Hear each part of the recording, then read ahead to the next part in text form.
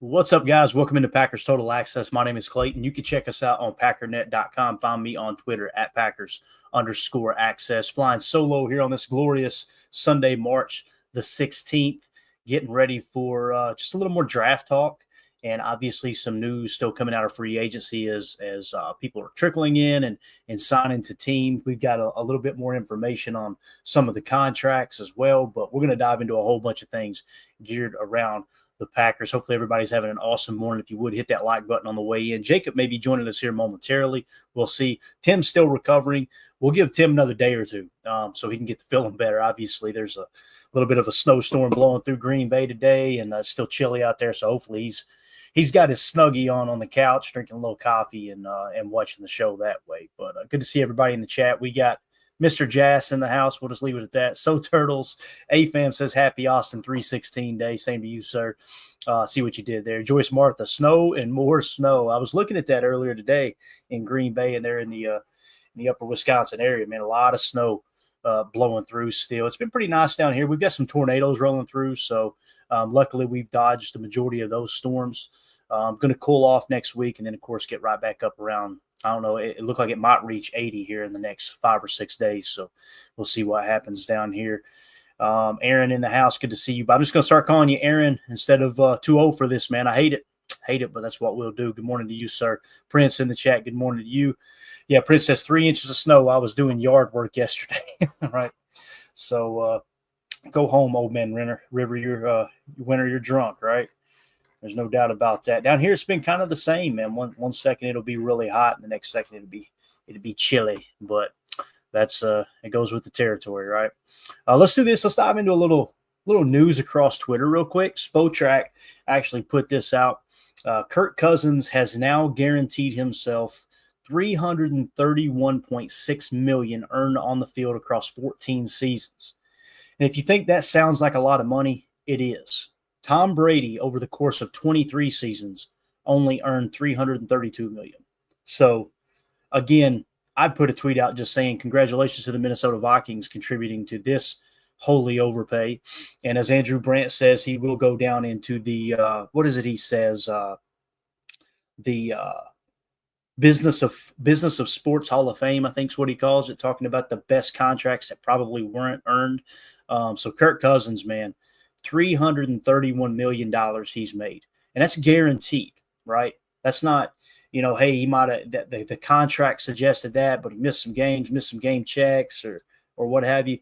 That's guaranteed money. And that's why it's important to look at the guaranteed money as opposed to the overall contract. And we talked about it, during the Aaron Rodgers fallout with Green Bay and how everybody had him stamped as the $50 million quarterback. It's funny, it don't seem like a whole lot of money now, but obviously you need to focus on the guarantee to get the true value of the contract. And that's why when you really dig into this year's free agency with the Packers, on the surface, overall money in the contracts looks like they spent 6th or 7th most. When you look at the guaranteed money, it's not near as bad, right? Like we had talked about with Aaron Banks, how his contract looked like, holy cow, that was one of the most expensive free agents this year. And then when you look at the guaranteed money, it's somewhere down around 10th or 11th. So that's why it's, like I said, important just to kind of keep those things in check and in perspective, I guess you could say. Aaron Timothy says, call me whatever, just don't call me Shirley. There you go. Some of you guys got that from the, what was that, Naked Gun? Am I thinking right? Back in the day? Such a good movie. Back when OJ was not on the run, right? So Turtles, no wonder why he's okay with Penix starting. Yeah, there you go. Again, man, them keeping him on the roster, it kind of made sense because you can either eat the dead cap or have him as a solid backup, right? Now he played bad last year. There's no two ways about it. But I think the thing about quarterback, and we talked about it time and time again, it's the most important position in football. Obviously, it goes without saying. But the other aspect of that is the team you put around him, regardless if it's a good team or not a good team, quarterbacks are going to get more praise than they deserve, and they're going to get more criticism than they deserve.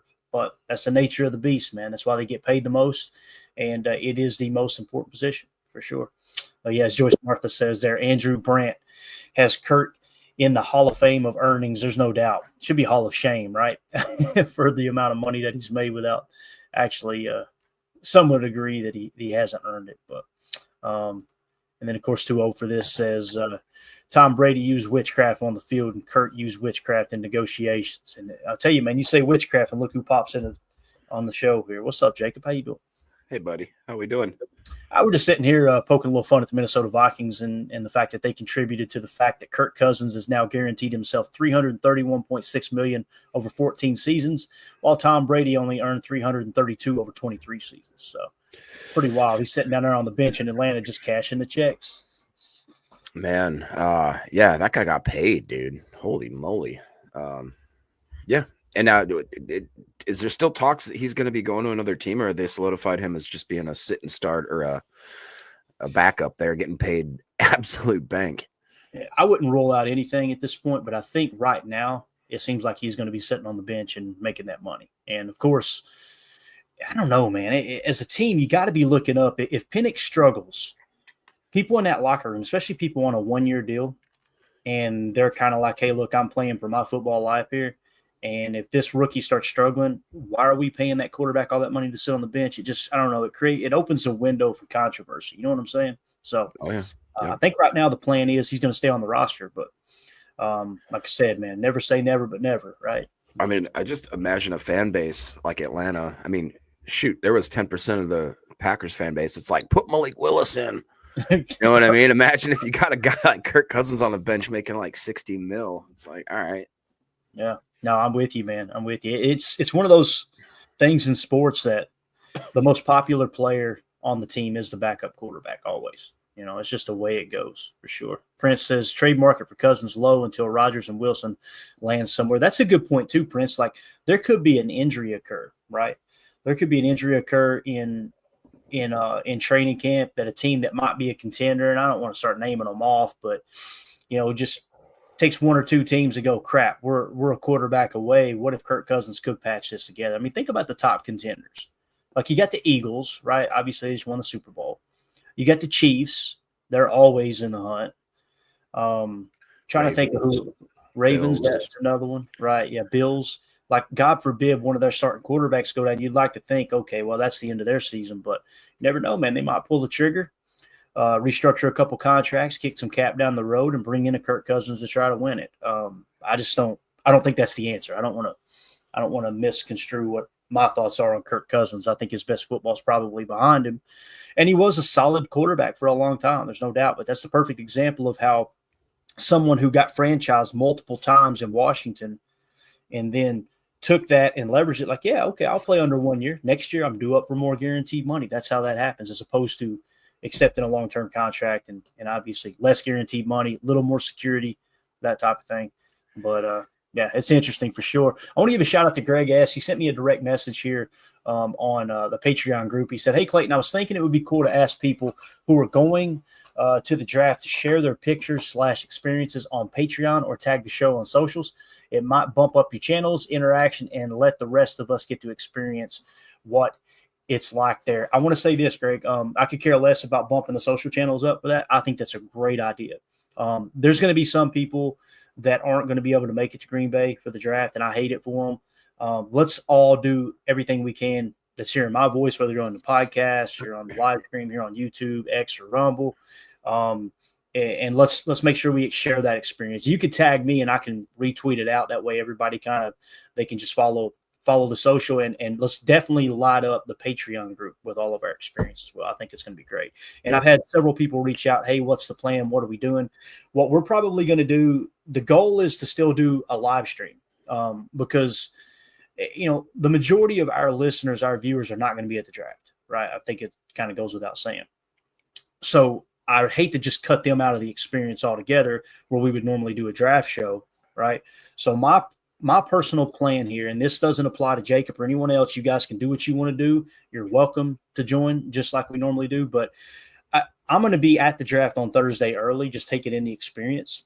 And then about an hour before the draft starts, I'm going to go ahead and head over to where we're staying, and we're going to have a makeshift studio set up. And we're going to do a live stream for the first round of the draft. I'm going to do the same thing for the second and third round as well. But my plan is probably on day 3 for the whatever it is, 4th through the 7th. We'll just go to the draft, take it all in the last day before we have to fly out, you know, obviously later in the week. So Look what Chris the casual says. Chris, if you knew how much that we say that before we go live. Every time, man. It's almost guaranteed before we hit the go live button, we say, F it, we'll do it live. Stupid thing sucks.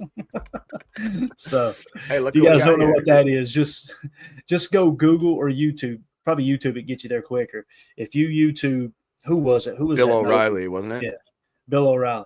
Google or YouTube Bill O'Reilly, do it live, and just enjoy the show. So we got Nathaniel Crenshaw says, "Hey, Patriots fan here. What's up, man? Hey, what's up, Welcome. man? Hey, appreciate you swinging through. I follow the Patriots pretty closely, believe it or not, Nathaniel.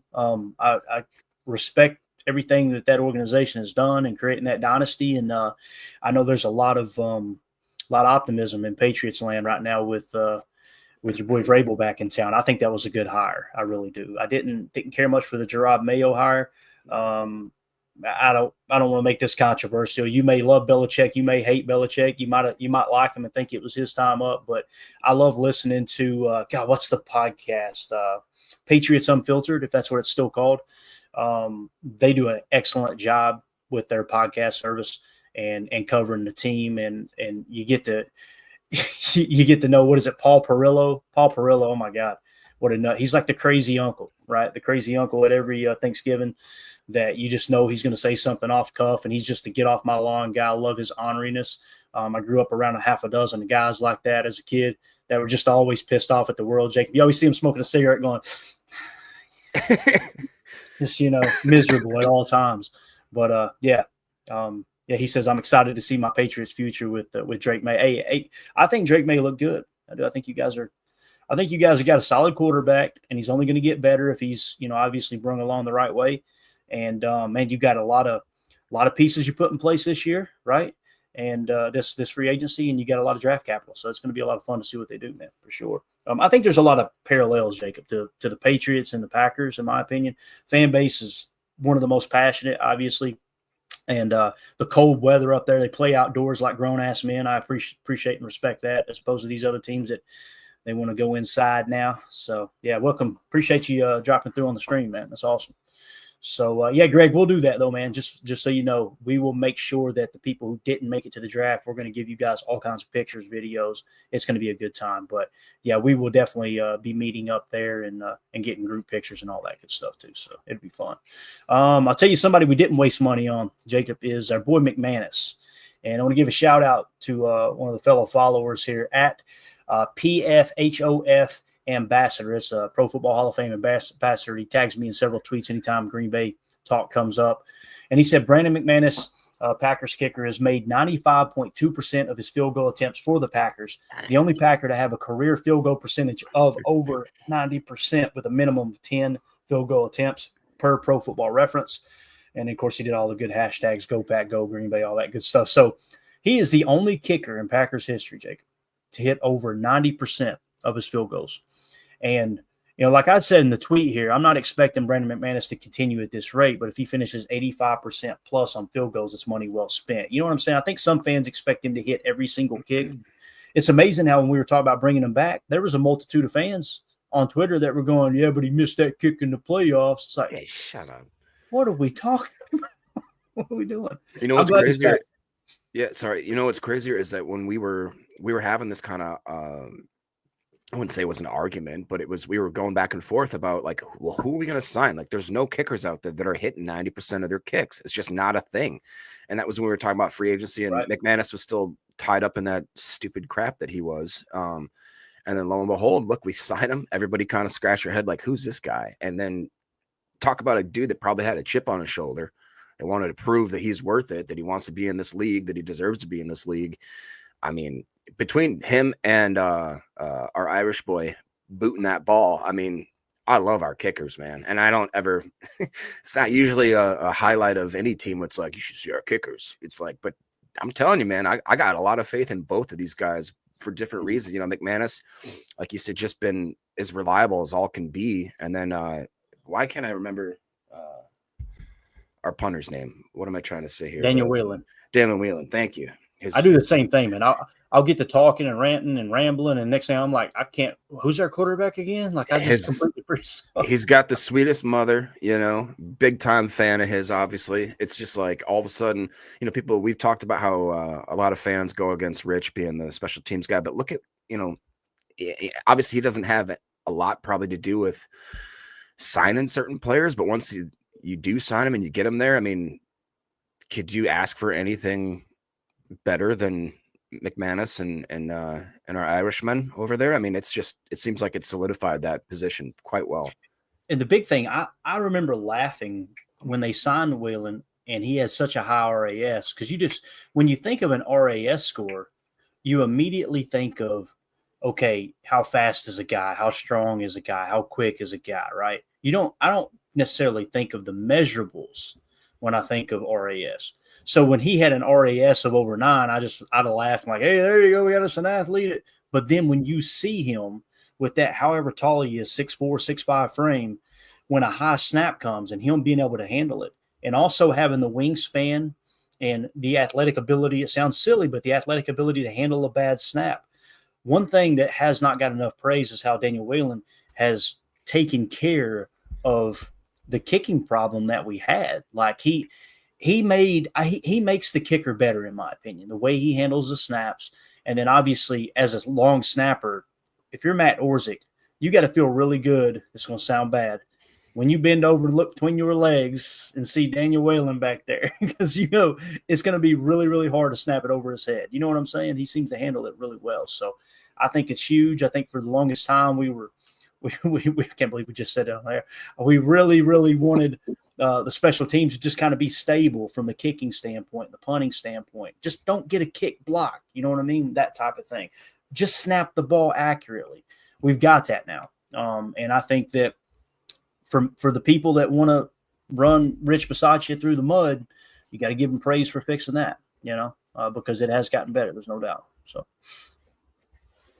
I see here. Yeah. Clint says, no worries on the kicking game. Amen. It's just kind of, listen, you're going to miss one or two. You're going to have one blocked every now and again. There's going to be things that happen. But gone are the days of every single time the special teams went out, oh, no, it's going to end good. Let's just hope Aaron and these receivers and Aaron Jones can fix this when we get the ball back, is how it always felt, So, excited about the future of special teams for sure.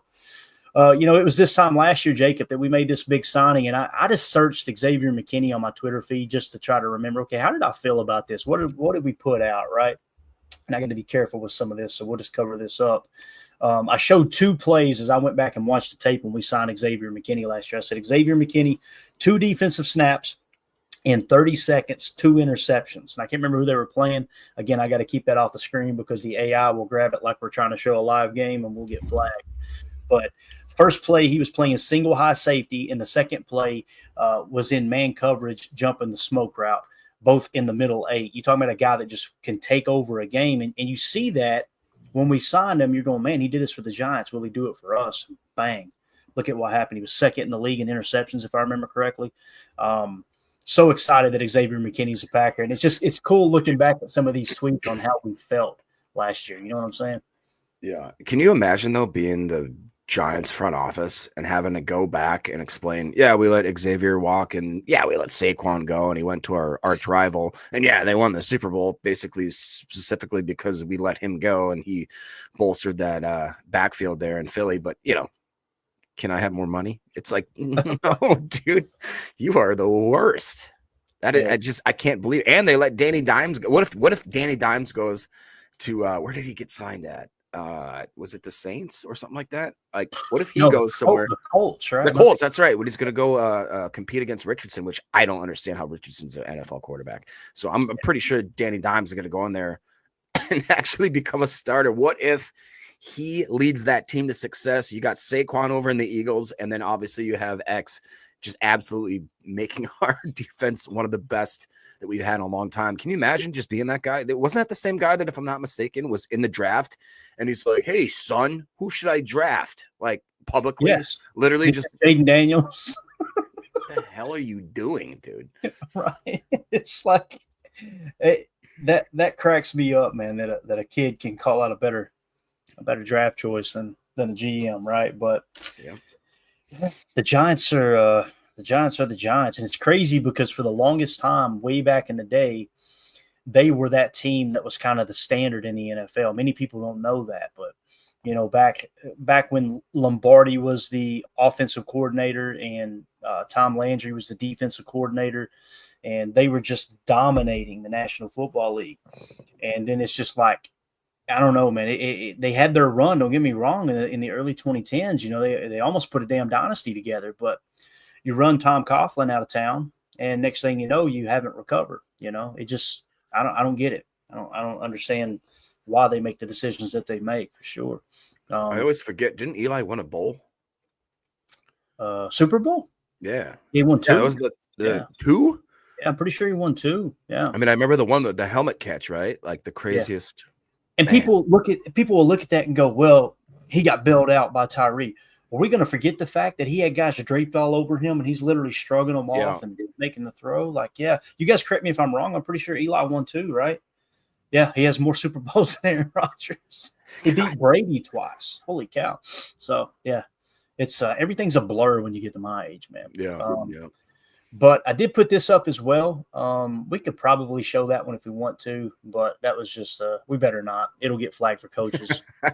You never know when the stream's going to go down, and we've tried to. If you guys haven't noticed, we try to get really, really good at not allowing the stream to go down. Even though we're allowed to use this stuff, the AI will kick the stream off and then come back up. We're trying to make it as convenient for you guys as possible. But I said Jeff Hafley's first year in the books, the Packers finished with the following rankings: scoring, they were 6th. The year before, under Joe Barry, they were 13th. Rushing defense, they're 3rd. In 2023, they were 25th. Passing defense finished 10th. In 2023, they were 18th. And then takeaways, we finished 4th. In 2023, we were 22nd. Now, I said Xavier McKinney finished 2nd in the NFL with 8 interceptions. So it's easy, kind of like the conversation we had last night, that it's easy to go, Joe Barry was that bad. If you remove Xavier McKinney's interceptions from this year, where does this team finish on defense? Right. I mean, you really got to think about that. If you've got Savage back there playing post safety as opposed to X, you probably thinking they're scoring. To be honest with you, if you're missing those 8 interceptions, their takeaways will probably finish in the middle of the pack, maybe the second, the bottom half of the league. Their passing defense probably would have been closer to 14 or 15 as opposed to 18th without those interceptions. The same thing with the not necessarily with the rush defense, but probably with the scoring, you probably would have dropped a couple spots. So just one player can make that big of a difference at a key position. And there were some people that laughed at me over saying that safety and post safety is that tier 2 position of importance. That's what we're talking about, guys. When you can put solid players in the middle of the field, like my tier 2 positions are post safety and mock linebacker, right? Well, what happened last year? We added one of each, although Edgerrin Cooper isn't technically a mock. You see him play in the middle of that defense underneath. It changes the whole dynamic because you've got 3 extra defenders on each side of the field. So you got 6 extra defenders. If you lock down the middle of the field and you make that your focal point, and that's why I'm not as big on cornerback as I am post safety and mock linebacker.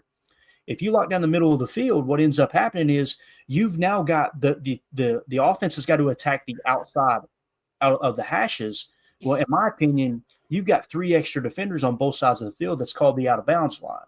So if you kind of funnel everything away from the middle of the field, it's going to help your chances. Does that make sense? Like that's just my pea brain. That's how it operates. That makes a ton of sense. I was actually going to bring up, when you were talking about how one player can make a difference. 2 is even better. When we talked about X was plug and play from the beginning, absolute start. What's up, Hardy? How you doing, bud? But like we talked about earlier, Edgerrin Cooper he is a difference maker. And if you have 2 of those guys, so you got one in the secondary, one in the middle linebacker room, we need somebody in the defensive line to be that type of player. We need somebody to step up because that could complete this absolute defense here. And then you look at those numbers there. I really like Jeff Hafley. I didn't think that he was going to come in and have such an immediate impact. I mean, because it really did. You look at those numbers, 6th to 13th, 3rd to 25th, 10th to 18th, 4th to 22nd. I mean, something happened, and it wasn't just a snap of the fingers. Jeff Hafley came in there. He inspired these guys to do better. And I think that they still haven't even cracked the potential of what they could do. This guy is an absolute dog. He's got dogs now that are willing to play, that have bought in. If Jair comes back and he's willing to be the Jair of old, I think it was Judah Time here says the takeaways is why we need number 23 back. Big X was able to be to capitalize when 23 was on the field. That's true. Completely agree. I completely agree. Imagine, I mean, there's no reason to think that Jair does not make this team worse, right? So it's just whether or not he wants to buy in, if he wants to be that kind of locker room guy. I don't know what went on last year. There was obviously something there that kind of had a little dust up that clearly was a little bit public in certain aspects. But if we can get past that, and if this guy wants to come here, put his head down and play, I mean, the sky is the limit for this defense, man, especially depending on what we add in the draft. If we get a couple like studs, if we get a 3-tech that could be, you know, like an Xavier or an Edgerrin type of plug and play, like just difference maker, I'm excited, man. Yeah. And again, Hardy, thank you for the super chat, bud. We appreciate you. We'll get that jersey right out to you, man. Congratulations on winning that. Thanks for supporting the stream. Yeah, and what Judah Tom says there, look, there's a lot of truth to it. The takeaways is why we need 23 back. X was able to capitalize when 23 was on the field. And what he means there is maybe you don't attack the boundary as often if you know Ja's there. And you might try to funnel your attention towards the middle of the field, and that's where X is lurking, right? I think that's a great point. But in my opinion, where we need the most help, and again, we're talking about forget players' names, forget their ratings, forget everything about your roster. If you're building a roster from the ground up, in my opinion, you need to start with a 3-tech. You need to do right in the middle of the defensive front. That's a stud, hands down. If you have that, and then you can add an edge defender opposite of him, that's where you can really the offense can no longer double team both those guys unless they're going with a max protect call. And now you've got 5 or 6 guys in coverage covering, 2 or 3, and you're good to go, right? So with that being said, what do we have in place right now? We don't have a 3-tech. I personally believe, and I think there's many fans that disagree, but I think we've got a solid edge defender in Rashawn Gary. Okay. Well, now we've got Edgerrin Cooper in the middle playing linebacker. So we're good there at tier 2. And then also at tier 2 post safety, you've got Xavier McKinney. So you're good at those 2 tier positions. You've got a solid edge defender. Go get a 3-tech. If you can go, and listen, it's easier said than done. I'm not sitting here going, God, for God's sakes, guys, can we just go get a 3-tech? They're not growing on trees. The great ones are, right? But in a draft like this one this year, you might want to take 2 swings early and make sure you get that guy. What did we do last year, Jacob? We took Javon Bullard and we took Evan Williams. I could have cared less about the Evan Williams draft pick. Like, we got Bullard, baby. Let's go. We got us a safety. Yep. Guess what? He didn't play good at safety. But because we double dipped on a position of need, you hit on Evan Williams, you're good, right? That's why it's important to take those multiple swings. And I feel like that's what you need to do at 3-tech. And who knows, LVN might pop this year. Now you got 2 solid edge defenders and you got a 3-tech. Sky's the limit. Sky's the limit. Yeah. Chris, talking about Derek Harmon. I mean, it does seem as if we're getting closer and closer to this draft deadline that like 3-tech just seems just like it's blaring. It's just highlighted in like neon colors. Like, get this guy. I mean, whether it be Harmon, Walter Nolan, if Grant were to fall, if any of these people were to be around in that position, I find it really hard to believe that Goody doesn't pull that trigger. And maybe, it's a situation where, God willing, that like there's like 2 or 3 of them available when we pick, we can trade back, still get the guy that we like, or at least a guy that we think could be a plug and play 3-tech, and then go forward with it. I mean, I do believe that, in my opinion, Harmon is probably the best. I mean, you look at how much production that guy had. It's just unreal. And we've talked about in multiple episodes where it's like, it's not just the sack numbers, it's the hurries, it's the pressures, it's the way that they can disrupt the offensive play, where it's you can't put a price tag on that. I mean, it is just invaluable. Like, you look at, I mean, a guy like Aaron Donald, if you could ever find anybody that's half of the man that Aaron Donald is, that just you could put in your defense, and it's like, that guy is an absolute thunderstorm to every single plan that the offense is trying to do. It doesn't matter if you got him scripted. It doesn't matter if you pre-plan, what you're going to do. Aaron Donald is going to mess up your exact plan to the point of like where it's not functional. We need to find somebody that's a difference maker like that. Yeah. And the chat seems to be on board with what Chris said here. Harmon, Deadfish says Grant and Harmon would be nice. That would be awesome if you could land somehow both of those guys. Oh my God. Right. So what I did was I asked Grok this morning. I said, Grok, who are the top defensive tackles in the 2025 NFL draft? I know that some people would just kind of scoff at this and go, what does AI know, right? We've got our draft board. We've broken it down to the nth degree. I thought, let's go ask the AI, the robot, as Ryan refers to it right here with Grok. And I said, who are the top defensive tackles of the 2025 NFL draft? It pulled 6 posts and 15 web pages and compiled a bunch of information. And within 3 seconds, this is the answer. It says, as of March 16, 2025, the top defensive tackle prospects for the 2025 NFL draft are widely regarded based on their college performance, physical traits, and scouting evaluations. Here's a breakdown of some of the standout names consistently highlighted across various analysis, okay? Number 1 on the list, surprise, surprise, Mason Graham. Why he's top. Graham is frequently cited as a premier defensive tackle in this class at 6'3" and around 318 pounds. He combines exceptional strength, quickness, and versatility. In 2024, he recorded 46 tackles, 3.5 sacks, and a pass batted, showcasing his ability to disrupt both the run and pass games. Scouts praise his leverage, explosive first step, and wrestling background. He's got the wrestling emoji. No. That's right. Wrestling background, not Hulk Hogan wrestling, but real wrestling, okay, which contribute to his dominance at the point of attack. He's projected as a top 10 pick, often seen as an immediate impact starter in the NFL. I mean, they literally listed him out and gave a scouting report, right? So Mason Graham, number 1, no surprise there. Here's one of our boys, Kenneth Grant. Why he's notable. He's in the number 2 spot. Why he's notable. Another Michigan standout. Grant is a massive presence at 6'3", 339 pounds, with rare athleticism for his size, reportedly running a sub 5-second 40-yard dash. In 2024, he had 32 tackles, 3 sacks, and 5 passes defended. His ability to anchor against the run and flash pass rush potential makes him a projected first-round talent, though he may need to refine his technique and consistency. So they've got Kenneth Grant listed at number 2. So Turtles in the chat, Grant was the unsung hero on that line. It's funny. He had more batted passes than Mason Graham, right?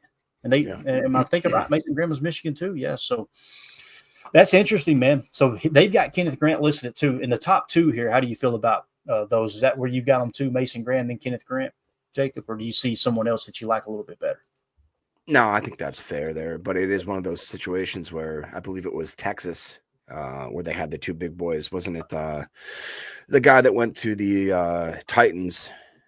And then there was another one that went, and they're like, which one is better? Like, which one is actually the playmaker kind of person there? I think that maybe is a little bit going on there with Michigan, but I like that they have Deion Walker. Tim's not here, but if Tim was here, I can hear him already yelling like, hey. I'll be damn. I know who's running Grok now. They got Tim over there working around the clock.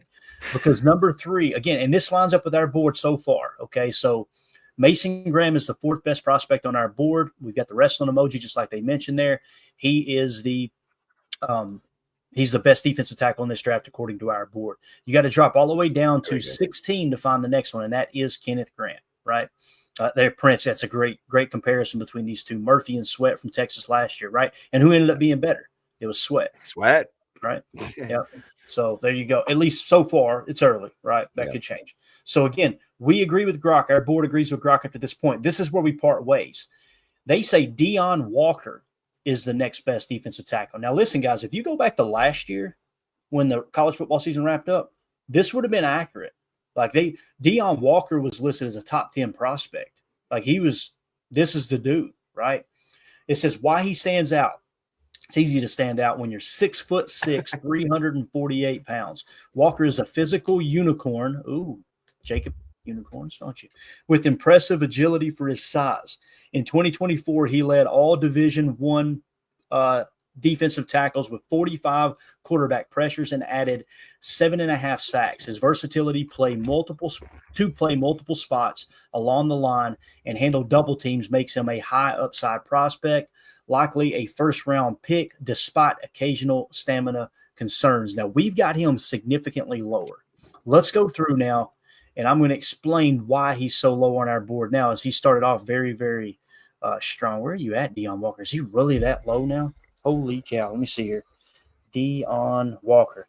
Jacob, we now have him in the 124 spot. Wow. So you talk about falling. Here's why. In 2023, his PFF grade, he was the 43rd best defensive tackle. In 2024, he dropped all the way to 257. That hurts him more than anything else on this board. Is his 2024 PFF grade really kind of sink him down significantly? PFF Big Board had him at 73 at the end of the college football season. So going into the season, they had him in the top 20, and then by the end of the season, 73rd. Okay.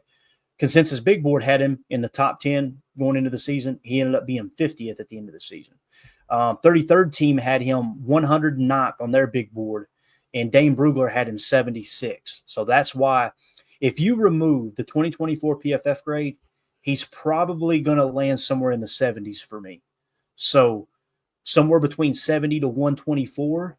Now, we'll see what happens. I don't know if they got a pro day planned or if he's going to get another shot to, show his athleticism. I don't think hardly any of these defensive tackles performed at the combine. It don't seem like anyway. So what do you think about Deion Walker, man? They're really, really high on him here. And again, they're taking all this information into account, probably from last year as well, Yeah, I mean, I'm not as big as on him as Tim is, for sure, but that size is just insane. I mean, that reminds me, remember when the Vikings had the Williams wall, Pat Williams and Kevin Williams, where they were just absolute monsters in the middle of that defense? Like, that's kind of what I'd love to have somebody that replaces that TJ Slayton role. You know what I mean? Just being an absolute just monster right there. But I don't know exactly who's going to step up if we don't get a guy like that. Like, who is going to be that guy? Kenny Clark to me is, I love you, Kenny, but I don't see him stepping up and being that absolute gap filler. I don't think there's anybody else on the roster right now that even comes close to being that type of person. So I think we definitely knew. Like, I was just going to say, we're sitting there talking just a second ago about taking 2 defensive tackles. This kind of makes sense, don't it? Would it make sense to do like a guy that's a quote unquote 1 tech, or like a straight up nose and a 3 tech? Did you see that? Is there anybody that you see as a standalone? Like, this dude's a nose, like put this guy on a 0. Like, There's some people, they look at Deion Walker's size and they say, oh, he's a nose tackle. He's a nose tackle. Guys, he played a 5 tech last year, some too. Like, he moves all around the defensive line. That's not to say that's his best spot, but to me, I think he would best served as a 3 tech because he warrants a double team most of the time. You see here in 2024, he led all Division I defensive tackles with 45 quarterback pressures and added 7.5 sacks. And he's playing in the SEC. It's not like he's playing in the Mountain West or any of those other, crappy conferences. So the fact that he still got pressure on the quarterback says a lot. It might be one of those things that he dropped significantly, and the closer we get to the draft, maybe he starts to creep back up. That could happen. I don't know. But hands down, our board disagrees with it strictly because of his PFF grade last year. And you guys remember Maxwell Harrison dropped on our board significantly because of his PFF grade as well. Well, guess what? Now he's creeping back up in toward the first round with that straight combine performance. Yeah. So we'll see, man. Next on the list, so at number 4, they have Walter Nolan listed. And it says why he's highly rated. Transferring from Texas A&M, Nolan, 6'4", around 305 pounds, had a breakout 2024 with 35 pressures and notable athleticism. His quick get-off and disruptive potential in a penetrating scheme position him as a first-round candidate, though he's still developing consistency and refining his fundamentals. So Walter Nolan they have as the 4th best. We actually have Walter Nolan, I don't want to misspeak here, we have him as the 3rd best defensive tackle in this draft in the 24 spot. Okay. And why is he so much higher than Deion Walker? Mainly because in 2024's PFF grade, he was 8th at his position. So he scored very, very well in 2024. Yeah. It looks like Walter Nolan, man, is one of those dudes that got a lot of high upside. But what do you got anything to add to Nolan? How would you feel about him at 23? Yeah. The only thing that kind of scares me about a lot of these Ole Miss guys, have you noticed how many Ole Miss is in this draft? I mean, you got Jared Ivey, Princely on the other opposite side. You got Walter there. You got Chris Paul. You got the cornerback. It's like, which one of these guys, are they all that good, or are they all kind of surfing off the other one's talent kind of thing. Right. It's like, I don't necessarily know if you were to put those 4 guys on an NFL line, if they're all going to perform the way they do. But it's like, again, I really like Jared Ivey. I really like Princely. Is Walter Nolan benefiting from the fact that they have 2 dogs on the edge, so that he's, you know what I mean, being able to penetrate that middle a little bit better. But I mean, 6'4", 305, 35 pressures. Like, no matter who's on that team, the guy's still playing. He's still getting numbers. So I like that a lot. I would be 100% on board with them, even if we took him at 23. I'd rather have Derek Harmon, but you know, we're just about to highlight him as well. I don't know. 11 Football says trade down, take Una Mellon. Knucklehead Paul B says Nolan's an explosive dog, and I agree with all of that. It's just like, which one though is the dog of dogs? Which one's the freaking, you know what I mean? Yeah, what you look for on the big board here too, and the way it's structured, you look for things that pop out to you, right? And when you look at the defensive tackles, the thing that really pops amongst all these top defensive tackles is Walter Nolan has that 5-point Senior Bowl bonus. So he flashed at the Senior Bowl too. That's something that go, okay. You know, people in the past that have flashed at the Senior Bowl, they typically turned into pretty damn good football players. So that's another thing he's got going for him for sure that helped him on our board just a touch. It is pretty cool, though. Next on this list is Derek Harmon at 5. So if you remove Deion Walker from this list, right, our board lined up absolutely perfect with Grok and who they thought were the top defensive tackles. So Derek Harmon, we've got him 1 spot below Walter Nolan, although they are in the same tier. Okay, so that's what you would kind of consider as a cluster there, and you got to find your cluster buster and go, okay, why would we like this guy over that guy? And you start comparing apples to apples. But here's what Grok said: why he's rising. Derek Harmon out of Oregon at 6'5", 310 pounds.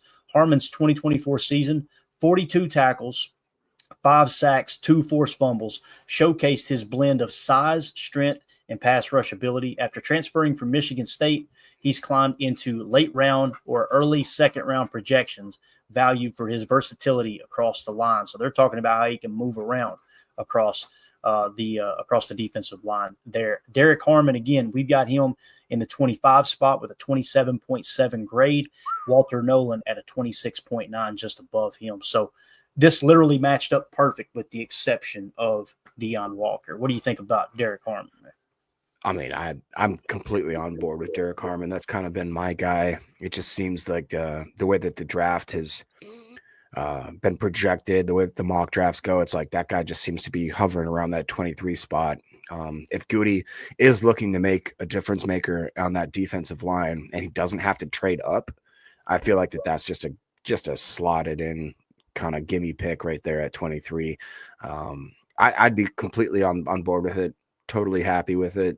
I mean, 6'5", 310, and the guy moves like very nimbly, you know what I mean, for being that much of a beast. Like you said, the versatility, him being able, I want to say too that he had one of the most, didn't have great sack numbers, but he had like insane amount of pressures and hurries, which is, we've talked about. It's like that. I want somebody just disrupting the play as much as possible. I don't want to see it in spurts. I don't want to see like, hey, you got 8 sacks. You only had pressure on those 8 plays. I don't want that. I want a guy that's consistently in the backfield, consistently, you know, making people contemplate, like, do I want to run this way? Can I even run this? Can I do a play action? No, because it takes too much time. This guy's going to get up the field. I want them thinking about whether or not our 3 tech or our 1 tech is going to absolutely run down their throats. Yeah. Fred McFarley in the chat says, good draft to be hunting for a D tackle. Prospect cupboard is full, no doubt about it. Clint says Harmon and versatility kind of go hand in hand there. Knucklehead Paul says they compare Harmon to Marcel Darius. Powerful. Good stuff there, man. So here's what the rest of the Grok article said here. These rankings are fluid as the draft process unfolds, with events like the NFL Combine and Pro Days potentially shifting perceptions. Other notable defensive tackles in the mix include Tyleik Williams. We've got Tyleik Williams in the 39 spot, guys. And guess what? He is the very next defensive tackle on our board. This is wild that Grok in 3 seconds put together the same exact list with the exception of Deion Walker, who was obviously rated higher last year. Then it says Dante Corleone out of Cincinnati. I have not heard that name at all. Have you? Hey, no, I haven't. So let me look him up. It says, and Joshua Farmer, Florida State, who could rise into the top tier with strong pre-draft performances. This class is considered deep, with analysts noting an unusually high number of potential starters, making it a strong year for teams needing interior defensive line help. Let's freaking go. What do you think about what they said there? I'm going to look up Dante Corleone, see where we got him on the board here. Yeah, I mean, Tyleek Williams, I believe, also did. I don't think he was at the combine, if I'm thinking correctly, but he did maybe like a pro day type thing, and he ran pretty darn well. I have also not heard of Dante Corleone. He's not on my board, man. This is interesting. Maybe he's not in the draft, and Grok got that wrong. I was going to say that might be one of those people that just aren't actually coming out for the draft, but for whatever reason flagged him on the AI. Josh Farmer is an interesting case too. Like we've talked about him. I'm not the biggest fan of him. I feel like it's a lot more projection than what we've actually seen from him, which again, we've talked about. I'm done with that, man. I don't want to draft people on their potential. I want to draft them on what they've done. Drew D says he's a nose tackle for Cincinnati. And then Drew D also said that Corleone returned to school. Yeah. He says, I see here on Draft Wire through USA Today, said top defensive tackle prospect opts to return to college for 2025. So there you go. I didn't even realize his name's Don Corleone. Damn right. Wait, you got any questions about that, Jacob? No. Nope, nothing. We're good. I'll take the gabagool. Oh man, that's one of the things that's not known about. That's what Prince said. Cincinnati made an offer he couldn't refuse. That's exactly right. We need one or two Godfather sound bites is what we need, don't we? We got to get that. I'm smart. I can do that. That's what we need. We're getting it today. I'm smart. I got to find that, Mr. Isn't that Fredo? Yeah, Fredo. God, don't you ever go against the family again, Fredo. Whenever any of the guys get something right on their prediction, we'll just hit that. I'm smart. All right. So there you go. There's a little deep dive into defensive tackle prospect pool. We got wide receivers queued up. We'll hit that tonight. We've also got that Jacob Westendorf most recent Sports Illustrated mock draft for the Packers. So we'll dive into that as well. This was fun, though, man. I feel like we covered a lot of information.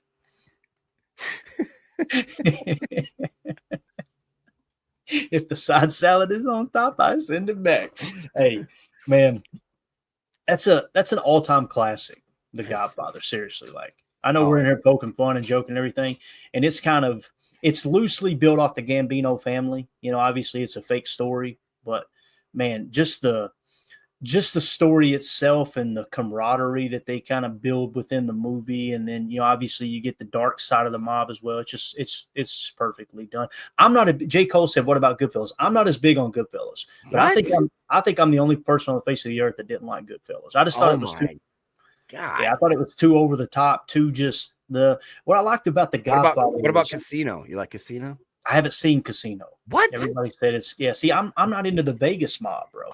Like, I'm old school. I'm talking about Corleone, or not Corleone. I'm talking about Gambino, Bonanno, all those, the old school original families in New York. I love that stuff. Even a little bit of the Boston mob, too, obviously, with Whitey and all those, Whitey Bulger and all the guys. Whitey Bulger, yeah. Yeah, but. Oh, dude, you got to watch Casino, man. I mean. Yeah, could you imagine, though, dude? Like Deadfish, just Godfather of the defense. Can you imagine the nicknames for this cat when he comes out? I can already see it on what is it, NFL Game Day morning, them doing a little playing the Godfather music in the background while they're showing him and all that. It's coming next year. So yeah. All right, I'll watch Casino, guys. I know that was around block out 3 hours or whatever, but it's good. Yeah. Godfather 2 part 2 is magic is what Prince says. It's pretty solid too. I like 1 the most. 2 was good too, though. You know, I thought 2 was good. 3 kind of went off the rails a little bit. Yeah, 3 was nobody noticed I didn't mention it, right? It's just like all right, here we go. Let's see, Drew D. We had the Quadfather. We did moment of silence for the Quadfather. Unbelievable, man. Really did not expect that to go that way. You know what I mean? When they drafted him by year 2, I was going, oh man, we're gonna have AJ for so long. By year 3, it's what happened. Year 4, it's like, okay, this sucks. Year 5 is okay, man. Good luck. I was in Nashville in a bar watching that game where they played the Titans in the snow, and I thought A.J. Dillon is the truth. Like this dude is ricocheting off of people, like they're pew pew pew. You know what I mean? J. Cole, The Irishman sucks. What? It you didn't like the sucks. This is what I'm realizing, guys. Watching Robert De Niro Jacob kick a guy when he's 80 years old. Come on, get out. Jacob loves movies. Jacob does not like movies that are based on historical to the point facts. That's what I'm understanding. You like the Hollywood it up, baby. No, I do not. That is not what I like, sir. The Irishman I thought was really good because I've known about that story forever and done a lot of research on it. I thought they did a good job with it. I'll tell you my favorite, and I'm going to get a lot of hate for this, and it is a fake movie, but it's based loosely on Whitey Bulger, was The Departed. Have you seen The Departed? I love The Departed. Dude, that's such a good movie. I think that's one of Scorsese's best. Yeah. Have you ever seen Velocipaster? What is that? It's one of the worst movies. It's one of those like intentionally horrible movies. It's a velociraptor that's a pastor. It's you have. I love how you said that as if I'm supposed to. Yeah, okay, that sounds normal. It's one of the worst movies ever made. Like, but you've seen it. Yes, I have. Of course. Oh man. Yeah, Black Mass was good. Johnny Depp did good in Black Mass. That was based on. I was going to say, yeah. Another one too, and it kind of, it's not really. I guess it could be considered somewhat mob. Public Enemy with Johnny Depp. Have you seen? Yeah, you've seen that. Yeah. Mm-hmm. Who was that for? Dillinger, right? John Dillinger. I believe so. Yeah. Prince says, "Cocaine Bear, F the world." That actually happened in Kentucky, didn't it? Am I thinking right? That was based on a true story, to be honest. Oh, yeah, it was. Yeah, it was based loosely on a true story, but yeah, there was a bear that got a hold of some cocaine and lost his mind. So, yeah. All right, that's it. We've covered everything, man. We covered the mob, we covered defensive tackles, we covered Brandon McManus, and we got to the Cocaine Bears. So we're good to go. Everybody have a great day. We'll see you tonight, 7 p.m. Central for PTA Live. Y'all take care. Hit that like button. Appreciate you. And we go. We're out. Bye, guys.